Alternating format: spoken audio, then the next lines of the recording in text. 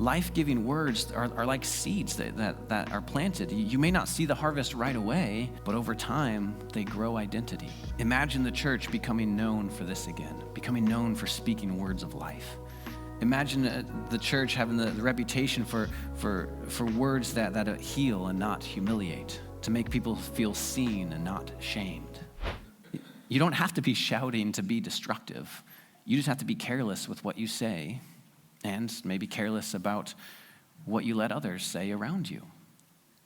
But thankfully, words can also heal, build, restore, bless, and bring joy. So words can bring death, but they can also bring life. Proverbs 10:11, some of these we've already mentioned. The mouth of the righteous is a fountain of life. Proverbs 16:24, pleasant words are flowing honey, sweet to the taste and healing to the bones. 12:25, anxiety leads to depression, but a good word encourages. And that's what I want my words to do, to encourage, to heal, to be a fountain of life to the people closest to me and around me, and to people who don't even expect it. People all around you are carrying burdens that you can't always see. You are carrying burdens others can't see. So a kind word might be the moment that reminds them that they're not alone, or that God hasn't forgotten them, or that their identity isn't based on what they do or don't do. Simple words can have a huge impact. Words that bring life don't have to be loud. They just have to be true. You can text it, you can email it, snail mail it, whisper it, say it to their face. Hey, I see how hard you're trying. That can mean the world to someone.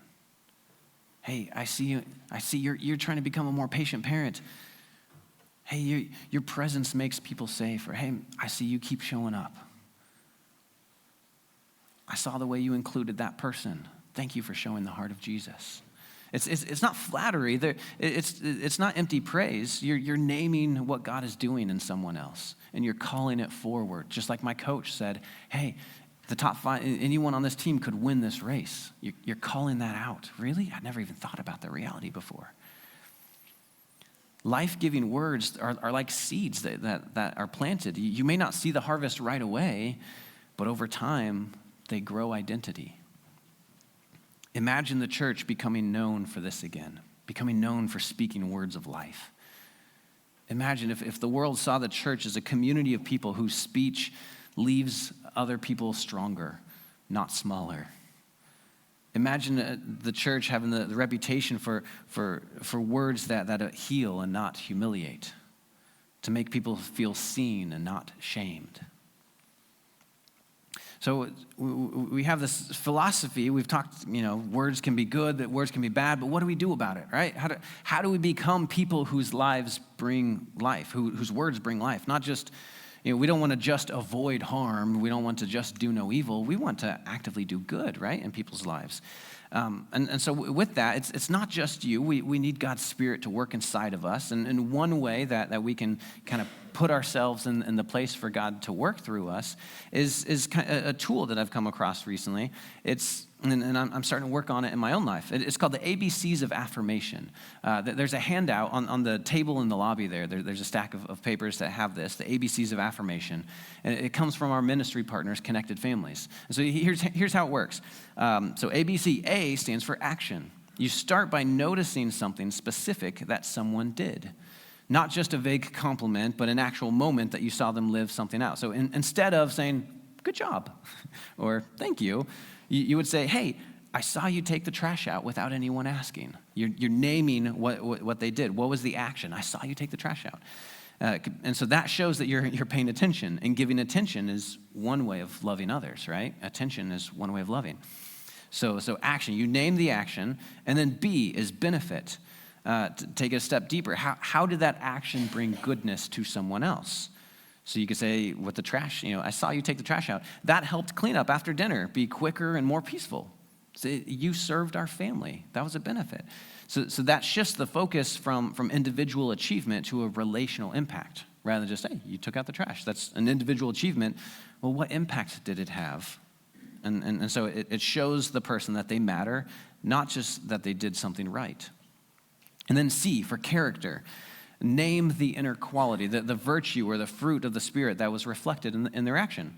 So for the person that took out the trash, they showed responsibility. They revealed kindness to their family. So put it all together. Instead of saying, normally we'd be like, hey, good job, thanks. You could say, it takes more words, but it has a bigger impact. You say, hey, I saw you take out the trash after dinner without being asked. That really helped our family wind down and brought peace to the evening. That showed thoughtfulness and maturity. And so that's not flattery, that's formation. It's naming what is good and godly, and you're calling it to life.